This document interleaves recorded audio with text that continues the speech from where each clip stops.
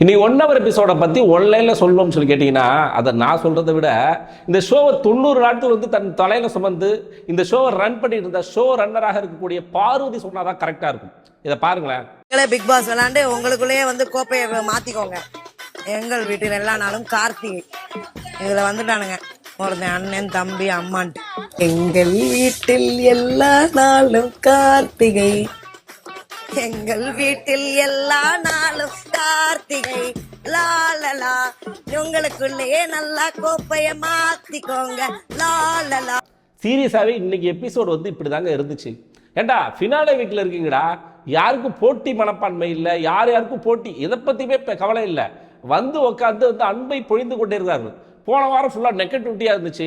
இந்த வாரம் நாங்கள் பாசிட்டிவிட்டி கிரியேட் பண்ணாமல் விடமாட்டோம். டேய், நீ இந்த வாரம் மட்டும் பாசிட்டிவிட்டி கிரியேட் பண்ணல. யாரை சொல்கிறது தெரியுதாங்க? இந்த அன்பு கேங்க ஒரு 4-5 பேர் இருக்க. இந்த கனி, விக்ரம், வக்ரம், சுபிக்ஷா, சபரி, நம்ம எப்ஜே, இதுங்க வந்து இந்த வாரம் மட்டும் இல்லை, டே 1லேருந்து பிக் பாஸ் சீசன் 9ஓட ஃப்ளாப்புக்கு மிக மிக முக்கியமான ஒரு காரணம் யாருன்னு சொல்லி கேட்டிங்கன்னா, கனி மற்றும் அந்த இந்த அன்பு கேங் தான். ஸோ இந்த அன்பு கேங் வந்து ஒவ்வொருத்தவங்களுக்கு வந்து ஒரு அன்பை பிணைச்சிக்கிட்டு கேமை யாருமே விளையாட விடாமல் பண்ணிட்டு இப்போ வந்து நெகட்டிவிட்டியாக போகுது, நாங்களாம் பாசிட்டிவிட்டியை கிரியேட் பண்ண வந்திருக்கோம், நீ வந்து ரொம்ப நல்லவர், நீ ரொம்ப வல்லவர், இதை பார்க்கறதுக்காக நாங்கள் வந்தோம். பாருது சொன்ன மாதிரி தான் இருந்துச்சு. உங்களுக்குள்ளே கப்பை மாற்றி மாற்றி கொடுத்துக்கடா. ஏன்னா வந்து ஆடக்கூடிய கேம் ஆடின எல்லாரும் வெளியில் போயிட்டாங்க, டாஸ்க் விளையாட்ட எல்லாரும் வெளியில போயிட்டாங்க, இந்த ஷோவை ரன் பண்ணிட்டு இருந்த எல்லாரும் வெளியில போயிட்டாங்க. அதாங்க வினோத், பார்வதி, கம்ருதன், வியாடா, அந்த மாதிரி வந்து ஷோவில் வந்து நிறைய கண்டென்ட் கொடுத்த ஷோவை ரன் பண்ணக்கூடிய ஆட்கள் எல்லாத்தையும் வெளியில் அனுப்பிட்டு இதுங்கெல்லாம் வச்சுட்டு ஷோ ரன் பண்ணா இன்னைக்கு எப்படி இருந்துச்சோ இதே மாதிரி தான் 100 நாட்களும் இருந்திருக்கும். இதெல்லாம் இதை பார்த்து அதான் லைவ் பார்த்தோன்னு நினைச்சாதாங்க பாவமா இருக்கு. 1 ஹவர் எபிசோட் பார்த்தேன், எனக்கே அந்த நிலைமை, லைவ் பார்த்தோட நிலைமை, எல்லாரும் தூக்கிட்டாங்க அப்படிங்கிறாங்க லிட்டரலா. அப்படி ஒரு கிரிஞ்சா இருந்துச்சா. இருந்தாலும் பேசணும்ல, நம்ம ரிவ்யூ பண்ணிக்கிட்டு இருக்கோம். ஸோ அதனால் வந்து இதை பற்றி பேசுவோம். ஃபஸ்ட்டு வந்து துஷார், அரோரா, இவங்க தான் இன்றைக்கி 1 ஹவர் எபிசோடில் ஃபஸ்ட்டு காமிக்கிறாங்க. 2 பேரும் வந்து நான் ஆல்ரெடி நேற்றுக்கே சொன்னேன், 18+ கண்டென்ட்டாக இருக்கும், என்ஜாய் பண்ணுறா அப்படின்னு சொன்னேன். அது நேற்றுக்கு நைட்லேருந்து இன்று வரை தொடர்ந்துகிட்டே இருக்குது. காலையில் 2 பேரும் வந்து ஒரே கிரிஞ்சு ஆக்டிவிட்டி, கிரிஞ்சு மூவில் இருக்கிறாங்க. இதில் துஷார் வந்து நீ தான் டைட்டில் ஜெயிக்க போகிற, அப்படி கையை தூக்கிட்டா ஐயோ ஸ்கிரிப்ட் லீக் ஆகிடுமே அப்படிங்கிறான். டேய், மனசாட்சின்னு சொல்லிட்டு உண்மையை சொல்லிட்டடா, இவனுக்கே தெரியுது ஸ்கிரிப்ட் இப்படி தான் போய்கிட்டு இருக்கு, அரோராவை தான் டைட்டில் விட்டர் ஆக்க போறாங்க அப்படிங்கிறத வந்து லிட்டரலா சொல்லாம சொல்லிடுறாங்க. துஷாரு கொஞ்சம் உஷாரா இருந்துக்க, அடுத்தது வரேன், இன்னும் சில விஷயங்கள்லாம் நடந்துருக்கு உங்களுக்குள்ள கான்வர்சேஷனு. இதுல வந்து நம்ம ஒட்டுண்ணி அரோரா அவர்கள் வந்து இவனை வந்து யூஸ் அண்ட் த்ரோ பண்ணிட்டாங்க, ஏதோ அண்டர் த பஸ் த்ரோன்னு சொல்லி சொல்லுவாங்கல்ல, அந்த மாதிரி தூக்கி எரிஞ்சிட்டாங்க. ஸோ அதெல்லாம் நடந்திருக்கு. ஸோ ரெண்டாவது வந்து இந்த வின்னிங் ஸ்பீச் அப்படிங்கிற ஒன்று, ரெண்டாவது ஒரு டாஸ்க்காக ஒன்று கொடுத்துருந்தாங்க. இந்த வின்னிங் ஸ்பீச்சில் எல்லாரும் பேசினாங்க. இதில் குறிப்பிட்டபடி சொல்லணும் அப்படின்னு சொல்லி கேட்டிங்கன்னா, அரோரா ஸ்பீச்சை வந்து நீங்கள் நல்லா தெளிவாக போய் பார்த்தீங்கன்னா உங்களுக்கு ஒரு விஷயம் வந்து இந்த சீசனில் என்ன விதமான அரசியல் நடந்துகிட்டு இருக்கு அப்படிங்கிறது வந்து உங்களுக்கு தெளிவாக புரிஞ்சிடும். அரோரா என்ன சொல்கிறாங்க, நான்லாம் வந்து இந்த ஃபினாலேக்கு வருவேன்னு எனக்கே தெரியல, உனக்கு மட்டுமா அரோரா, எங்களுக்கு தான் தெரியல, நீ எப்படி ஃபினாலேக்கு வந்த, நீ எப்படி வந்து இவ்வளோ தூரம் சர்வை பண்ணி நிற்கிற அப்படின்னு சொல்லிட்டு எங்களுக்கு வந்து விழிப்பதிங்க நிற்கிறேன்னு சொல்லிட்டு பார்த்தா அதுக்கான விடையை அவங்களே சொல்கிறாங்க. இதுக்கெல்லாம் முழு காரணம் யார் தெரியுமா? நான் கிடையாது, பிக் பாஸும் சேதுபதி அப்படின்னு உண்மையை உடைச்சிட்டாங்க. ஏண்டா வெளியில இத்தனை நாளா வந்து அரோரா இத்தனை நாளா இங்க சர்வை பண்ணி இருக்கிறதுக்கும் இதுக்கும் நம்ம சேதுபதியும் உள்ள இருக்கிற பிக் பாஸ் வழிகிறாருல, பிக் பாஸ் அவரு தான் காரணம். நாங்க சொல்லும் போதெல்லாம் கோவப்பட்டீங்கல்ல, அரோராவே சொல்றாங்க, நான் இவ்வளோ தூரம் வந்து நான் ஒன்றுமே கேம் ஆடாமல் இருக்கும் பொழுது என்னை மோட்டிவேட் பண்ண, என்கிட்ட வழிந்த, என் அழகை பார்த்து ரசித்த பிக் பாஸுக்கு நன்றி. இதெல்லாம் தவிர்த்து விட்டு நான் ஒன்றுமே பண்ணலனா கூட வீக்கெண்ட் என்னை கூப்பிட்டு பாராட்டி எனக்காக வந்து சொம்போட வந்து எங்கள் சேது அண்ணா இருக்காரு, சேது ப்ரோ இருக்காரு, அவருக்கு ஒரு நன்றி. இப்படி சொல்லலைனாலும் அவங்க சொன்னதுக்கான மீனிங் இதுதான். நான் இங்கே நிற்கிறேன் அப்படின்னா அதுவும் இன்னொரு விஷயத்தையும் சொல்கிறாங்க, எனக்காக வந்து ஸ்பெஷலாக டாஸ்க்லாம் அரேஞ்ச் பண்ணாங்க பிக் பாஸில். யாருங்க பண்ணுவாங்க? அரோரா சொல்கிறாங்க, எனக்காக டாஸ்க் அரேஞ்ச் பண்ணி ஸ்பெஷலாக இவ்வளோ விஷயங்கள் இந்த டீம் வந்து எனக்காக பண்ணியிருக்கு அப்படிங்கிற ஒரு உண்மையை வந்து உடைச்சிட்டாங்க நண்பர்களே. நான் சொன்னல, அரோரா அங்கே நிற்கிறதுக்கு காரணம் பிக் பாஸும் திரு விஜய் சேதுபதி தான் தவிர வேறு யாருமே கிடையாது. ஸோ அதுக்கப்புறமா வந்து ஆதிரை எப்ஜே என்ட்ரி கொடுக்குறாங்க. ஆதிரை எப்ஜே என்ட்ரியில் வந்து பெருசாக ஒன்றும் சம்பவங்கள் நடக்கலை, யாரை பற்றி பேசலை. ஏன்னா ஆதிரையோட ஒரே ஒரு எதிரி யாருன்னு சொல்லி கேட்டிங்கன்னா கானாவினத்து, சம்மந்தமே இல்லாமல் கானாவினத்தை போட்டு கடிச்சிட்டு இருக்கோம். ரெண்டாவது வந்து வாட்டர் மெலானுக்காக வந்து ஒரு வாரம் வந்து ஒரு மிகப்பெரிய விஷயம்லாம் பண்ணிச்சுல்ல, வாட்டர் மெலானை ஃபேஸ் பண்ணி தான் நீங்கள் வந்து இது பண்ணி அப்படின்னு சொல்லி சொன்னிச்சிங்கள, வாட்டர் மெலானை கண்டுக்கவே இல்லை. என்னம்மா என்ன, நம்ம எப்ஜே வந்தவொடனே ட்ரம்ஸ் வச்சுக்கிட்டு இருக்கான். ஸோ இதுக்கப்புறம் தான் அந்த கிரிஞ்சு காதல் ஆக்டிவிட்டி அப்படிங்கிறது வந்து நடக்குது. அதாங்க அரோரா துஷார் இவங்களுக்குள்ள அந்த லவ் கண்டென்ட் அப்படிங்கிறது வந்து திரும்ப பண்ணுறாங்க. இதில் நம்ம அரோரா என்ன பண்ணுறாங்க, ஒரு படி மேலே போயிட்டு லவ் லெட்டர் எழுதி துஷார்கிட்ட கொடுக்குறாங்க. நான் நினச்சேன் நேற்றுக்கு வெளியில் இவ்வளோ தூரம் பேசுகிறான் அரோராலாம் வந்து எனக்கு ஃப்ரெண்டு தான், நாங்களாம் டேட்டிங்லாம் பண்ண மாட்டோம், எங்களுக்குள்ள ஒரு நட்பு மட்டும்தான் இருக்குது அப்படி இப்படின்னு சொல்லிட்டு உருட்டினா, உள்ளே போயிட்டு என்னடா கட்டிக்கிட்டு பிடிச்சிட்டு தடவிட்டு ஒரு மாதிரி இருக்கியாடா அப்படின்னு சொல்லிட்டு நினைக்கும் போது இன்றைக்கி தான் அவன் வந்து புரியுது அவன் என்ன யோசிக்கிறான் அவன் மைண்ட் செட்டில். அரோரா வாட்டவரை ஒரு மிக்சராக இருந்தாலும் கேம்னு ஒன்று ஆடிக்கிட்டு இருக்கா. ஸோ அதனால இப்போ நம்ம வந்து நான் உன்னை லவ் பண்ணலை, இல்லை இந்த விஷயத்த வந்து வெளியில் இதெல்லாம் நம்ம பேசினா அவனோட கேம் ஸ்பாயில் ஆகிடுன்னு சொல்லிட்டு அவன் முடிஞ்ச அளவுக்கு வந்து தள்ளி நிற்கிறான். ஆனால் அவன் தள்ளி தள்ளி போவ மேடம் வந்து டேய் வாடா வாடா அப்படிங்கிற மாதிரி போகிறாங்க. இப்போ ஷோ பார்த்துக்கிட்டு இதில் வந்து என்ன தெரியுமா சொல்கிறாங்க, எனக்கு வந்து வெளியில் இப்படி எப்படி ப்ரொஜெக்ட் ஆகும்னு தெரியும், மக்கள் காரி துப்பாங்கன்னு தெரியும், இதெல்லாம் தெரிஞ்சு தான் நான் உனக்காக தான் பண்ணேன், லவ் இது ப்ரப்போஸ் எப்படி பண்ணுறாங்க பாருங்க, இதெல்லாம் எனக்கு தேவையே இல்லை, இது தாண்டா நிலமை, நல்லவங்க நான் பேட் பீப்புளை கூட்டின்னு வந்து நான் நல்லவங்களாம் மாற்றி காட்டுறேன் அப்படின்னு சொல்லிட்டு என்னதான் சேதுபதி வந்து எவ்வளோதான் சொம்பு தூக்குனாலும் அது எங்கே போகுமோ அங்கே தான் போயிருக்கு. லிட்டரலாக அவங்க வந்து அந்த இடத்துல என்ன சொல்கிறாங்கன்னா, எனக்கு ஷோ கேமை விட மற்றது எல்லாத்த விட துஷார் தான் முக்கியம், இதெல்லாம் எனக்கு ஒன்றுமே இல்லை, மக்கள் என்ன நினைச்சாலும் எனக்கு பரவாயில்ல அப்படிங்கிற மாதிரி சொல்லும்பொழுது இது யாருக்கான செருப்படியாக இருக்குது தெரியுமா நண்பர்களே, நமக்கு இல்லை, மக்கள் நம்ம யாருமே சப்போர்ட் பண்ணவே இல்லை, யாரும் ஓட்டு போடவே கிடையாது. எனக்கு தெரியும் அன்அஃபிஷியலில் போய் பாருங்க 4 பேர்ல வந்து லீஸ்ட்ல இருக்காங்க, ஆனால் அஃபிஷியலில் வந்து இவங்க வந்து லீடிங்கில் இருக்காங்க அப்படின்னு ஒரு உருட்டுறாங்க. அதுதான் எப்படின்னு தெரியல. ஸோ இது யாரு கொடுத்த செருப்படி அப்படின்னா, இவங்களை கூட்டிகிட்டு வந்து இவங்களை நான் அன்னை தெரசாவா மாற்ற போறேன்னு சொல்லிக்கிட்டு இருக்க எங்களோட சேதுபதி கொடுத்த தரமான செருப்படி.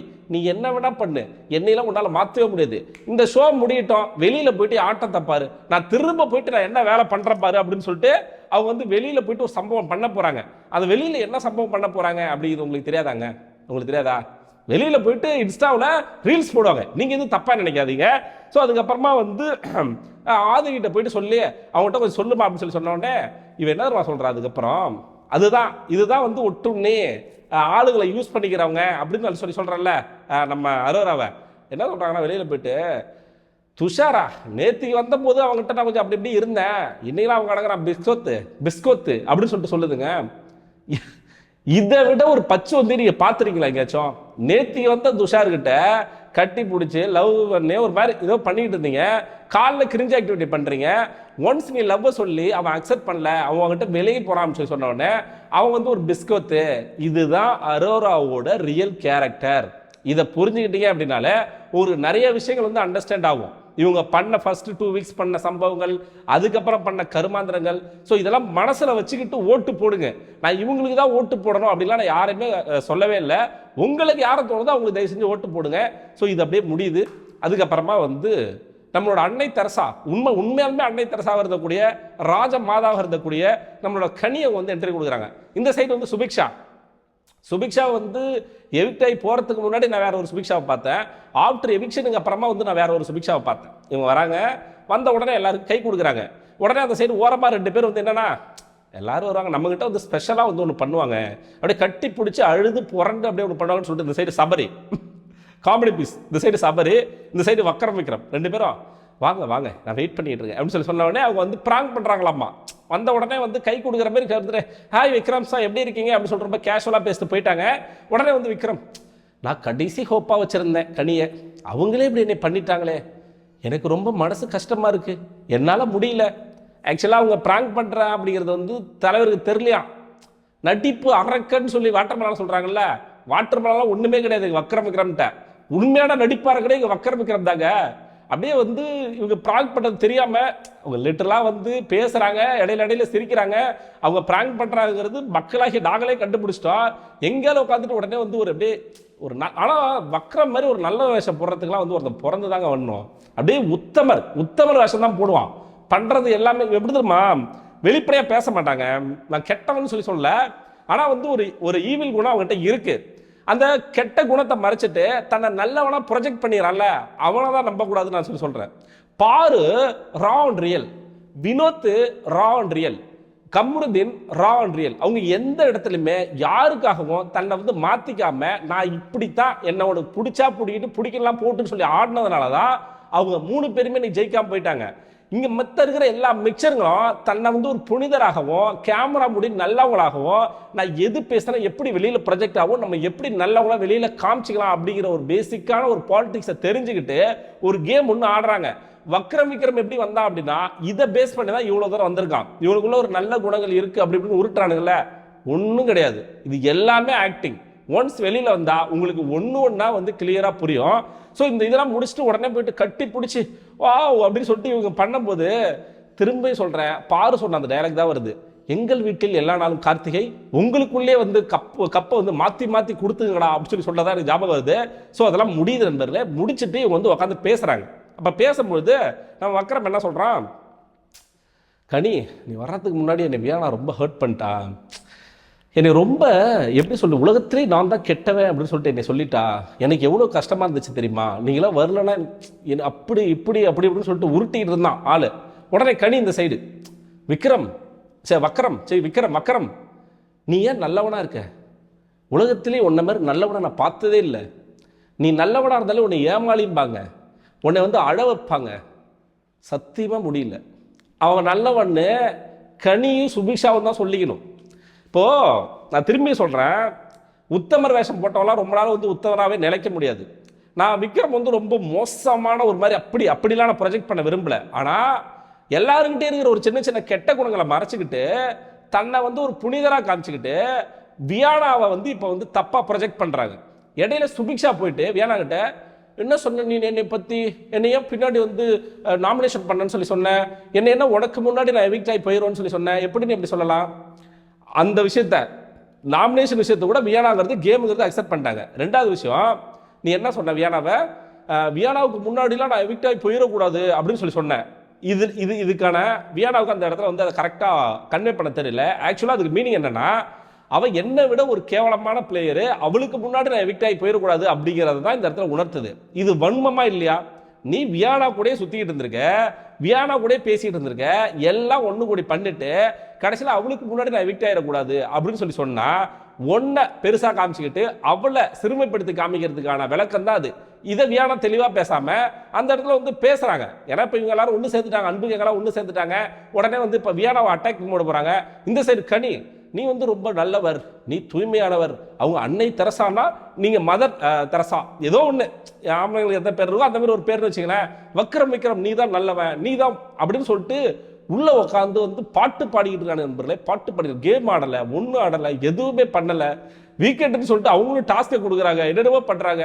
நான் எப்படி டே 1ல இருந்து எல்லாரையும் வந்து ஒரு கட்டுக்கோப்பா வச்சுக்கிட்டு எல்லாரையும் அமைதி பூங்காவை வச்சுக்கிட்டு எல்லாரையும் வந்து அன்புல மயக்க வச்சு யாரையும் கேம் ஆட விடாம பண்ணணும், அதே மாதிரிதான் ஃபைனல் எபிசோட்லயும் பண்ணுவேன்னு சொல்லிட்டு கனியக்கா உட்காந்து வந்து தரமா பண்ணிட்டு இருக்காங்க. இதுக்கு நடுவில் ஒன்று சொன்னாங்க, எனக்கு அப்பதான் வந்து ட்ரிப் ஆச்சு லைட்டா. என்ன சொன்னாங்க, வியானால ஒரு ஒர்த்தே இல்லை, அவளாம் வேஸ்ட், நீ தான் கேமர்.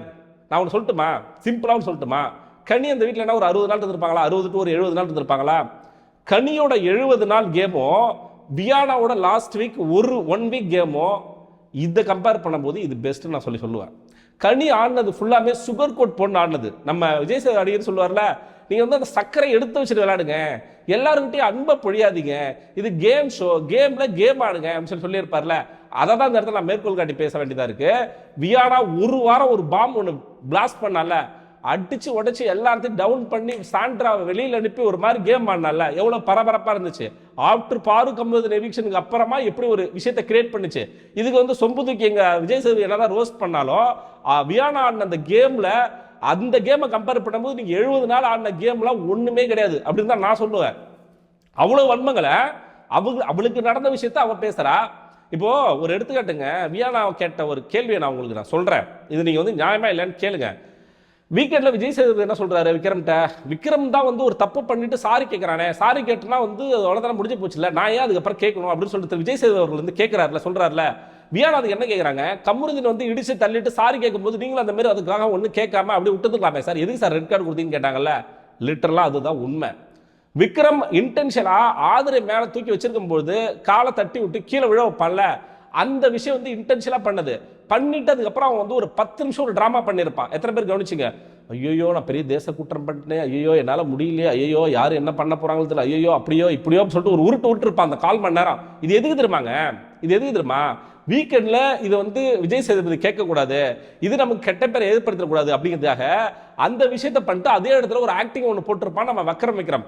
இந்த சைடு சபரி நம்ம பார்வதி அடிச்சு உடைச்சிட்டு நான் வேணும்னே தான் அடிச்சேன், அந்த சைடு விக்ரம் நீயா வந்து மூஞ்ச உடைச்சிட வேண்டியதான பார் மூஞ்ச, இவங்க கண்ணையா குத்தாம விட்ட இப்படின்னு பேசும்போதும் திரு விஜய் சேதுபதி அவர்கள் வந்து அதுக்கும் சுகர் கோட் பண்ணி இவங்களை வந்து காப்பாத்தி காப்பாத்தி காப்பாத்தி கொண்டு வந்து இவங்க இப்படிதான் இவங்களோட நல்லவன் கெட்டவன் அப்படிங்கிறது. இவங்க யாருமே வந்து நல்லவர்கள் அப்படின்லாம் ஒண்ணுமே இல்லைங்க. யாருக்கிட்டே ஏதோ ஒரு ஃப்ளா அப்படிங்கிறது வந்து இருக்க தான் செய்யுது. பட் ஆனா இவங்க என்ன பண்றானுங்க அப்படின்னா வந்து தன்னை நல்லவனா வந்து பிக் பாஸ் வீட்ல ப்ரொஜெக்ட் பண்ணி பிக் பாஸ் சீசன் 9 ஃபிளாப் பண்ண வச்சதுக்கு மிக மிக முக்கியமான ஒரு காரணமா இந்த அன்பு கேங் அப்படிங்கிற ஒரு கேங்க தான் ஒரு முக்கியமான ஒரு காரணம். ஹோப்ஃபுல்லி திவ்யா அந்த கேங்ல இணையாம இருக்கிறது வந்து கொஞ்சம் நல்ல விஷயமா தோணுது. வியானா திவ்யா இந்த கேங் அப்படிங்கிறது வந்து ஓகே டன். எனக்கு பிடிக்குமா பிடிக்காதான்னு கேட்டால் கண்டிப்பாக பிடிக்காது. இருந்தாலும் ஏதோ சுச்சுவேஷனுக்கு வேற வழி இல்லாமல் வந்து 3 பேரில் வந்து ஏதோ ஒன்று அப்படிங்கிற மாதிரி வந்து எனக்கு தோணுது. உங்களோட கருத்து என்ன அப்படிங்கிறத சொல்லுங்க. கடைசியாக ஃபைனல் டச்சா இன்னைக்கு வந்து தூக்க டாஸ்கில் நீங்கள் லிட்டரலாக வந்து இன்னைக்கு நடந்த எபிசோடு வந்து ஒரு தூக்க எபிசோடு தான். பார்த்த எல்லாரும் தூங்கிட்டானுங்கன்னு சொல்லி சொல்கிறாங்க. ஸோ கடைசியில் வந்து அமித் அண்டர்டே செலிப்ரேஷன் பண்ணி கேக் வெட்டும்பொழுது கானாவினத்தை மிஸ் பண்ணது ரொம்ப நெகிழ்ச்சியான ஒரு விஷயம். உண்மையான ஃப்ரெண்டு நம்ம 2 பேர் ஒன்றா இருக்கணும், என்னோட சக்ஸஸில் நீ இருக்கணும், உன்னோட சக்ஸஸில் நான் இருக்கணும், 2வது என் குழந்தைங்களும் உன் குழந்தைங்களும் விளையாடணும், ஒன்றா வளரணும் அப்படின்னு சொல்லி சொல்கிறதுக்கெல்லாம் ஒரு மனசு வேணும். கானா வினோத்துக்கு கம்முனுதன் எப்படி ஒரு நல்ல ஃப்ரெண்டோ சேம் லைக் அதே மாதிரி அமித்தும் ஒரு நல்ல ஃப்ரெண்ட் அப்படின்னு சொல்லிக்கிட்டு இன்னைக்கு எபிசோடில் அவ்வளோதான். காரமும் இல்லை உப்பும் இல்லை, ஒரு சைடு கிரிஞ்சு லவ், இன்னொரு சைடு அன்பு கேங் அட்ராசிட்டிஸ் அன்பு கேங். ஸோ இதுதான் இன்னைக்கு எபிசோட் நடந்த விஷயங்கள். இதை பற்றி உங்களோட கருத்து என்ன அப்படின்னு வந்து கமெண்ட் பாக்ஸில் போட்டு விடுங்க. சேனலை புதுசாக பார்க்குற நண்பர்கள் சப்ஸ்கிரைப் பண்ண மறந்துடாதீங்க, வீடியோக்கு லைக் பண்ண மறந்துடாதீங்க, ஹைப் பண்ண மறந்துடாதீங்க. இதே மாதிரி அடுத்த வீடியோ உங்களை சந்திக்கிறேன். அதுவரை உங்களிடமிருந்து விடைபெறுவது நான் ஏவி.